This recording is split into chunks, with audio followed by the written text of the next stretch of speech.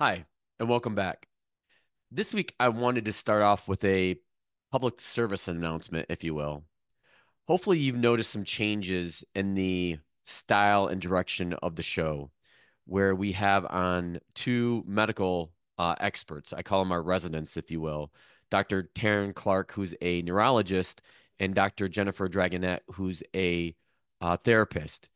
And one of the reasons why I wanted to pivot in this direction is because I think our physical health and our mental health are key contributors to an overall successful life and wealth plan.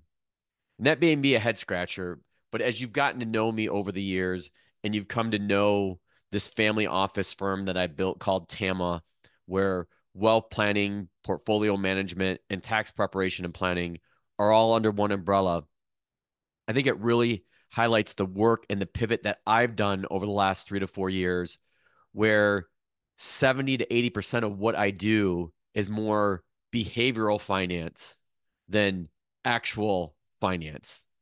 Managing portfolios, doing tax preparation and planning, those are all key parts of a family's overall wealth management plan. That's never going to change. But there's a bigger component that I'm highlighting more and more that I think is a bigger driver is people's emotions and physical health. Because you've heard me say it once, you'll hear me say it 1,000 times. Your financial life is driven by your emotions, and your emotions help drive your financial life. Those two are completely intertwined. And so that's why I spend a lot of time talking about and focusing on mental health and physical health. And I couldn't think of two better experts in Dr. Taryn and Dr. Jen to have on the show on a more frequent basis to talk about these things.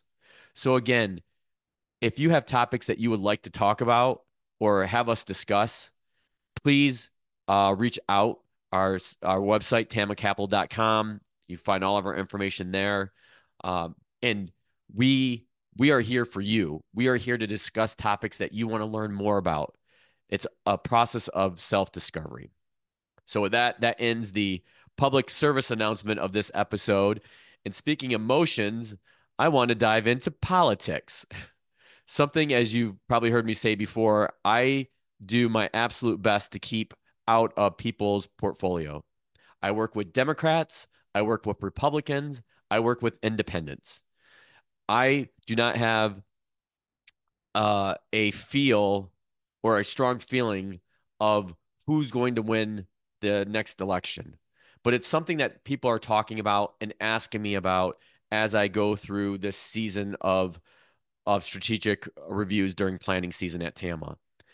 And so I started doing some digging, doing some research, and talking to experts to crunch some data in this area of conversation today. And so for the listeners, I'll put the link to these charts I'm going to talk about. But I encourage you to check out our YouTube channel, which you can get the entire episode and see me and our guests talk live in person, or I guess recorded in person. But that's what I want to talk about today.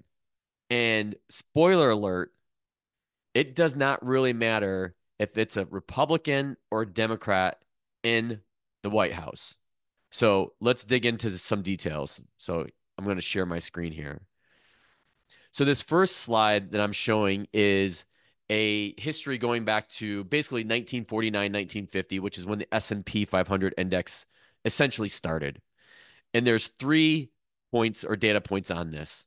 There's a there's data that shows an open election field, meaning that the Democrat and Republican candidates are basically brand new.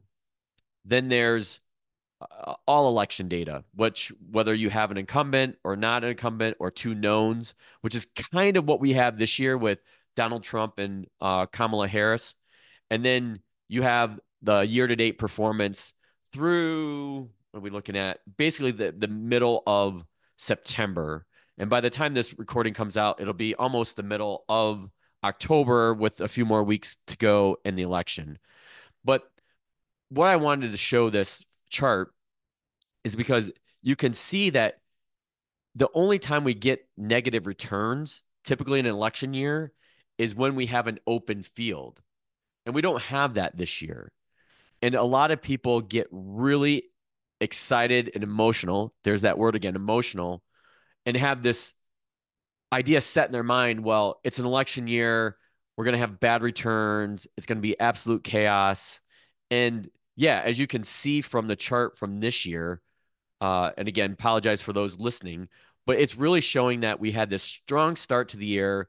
It dipped down, then we roared back, and then dipped down again, and then roared right back. Human roller coaster, generally what we call the stock market. So we are actually trending above all election years as far as returns go. So could that gap close between now and the end of the year? Certainly. But my point here is it doesn't matter that it's an election year. The stock market historically still outperforms. So that leads me into my next chart, compliments of bespoke investments. They are a great research firm. And the title of this slide is Don't Get Political. And you could see what they did is they said, okay, we're only going to invest in the S&P 500 when there's a Republican in presidency and when there's a Democrat in the Oval Office. So you could see since 1953, so Eisenhower's inauguration, if you only invested with a Republican, you generated $27,400 in return. So $1,000 invested turned into 27,400. If you invested that same thousand, but only when a Democrat was in office, it does go up.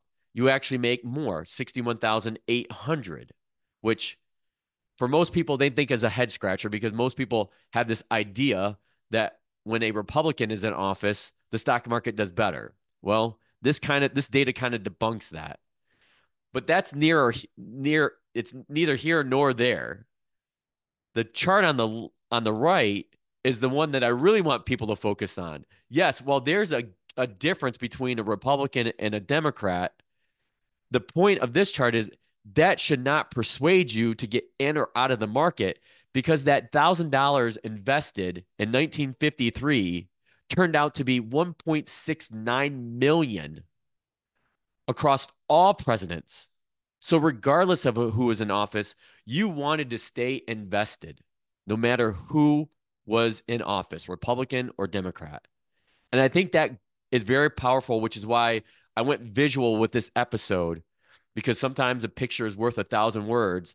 And when I saw this, and I saw this on the Compound and Friends with Mike Backnick and Josh Brown, shout out to you guys, who had Paul Hickey, who's one of the founders at Bespoke, and they were talking about this data. And I just thought to myself, the people listening to this, I owe them to see this data. The families I work with, they need to see this data because it points out that, again, this volatility that gets shoved in your face with mainstream media is just that noise. This is the data, and this is what drives me. And then I have one last chart that I created through one of my partners, and this shows the S&P performance throughout the various U.S. presidencies going back to the Kennedy administration. So like early 60s, yeah, early 60s.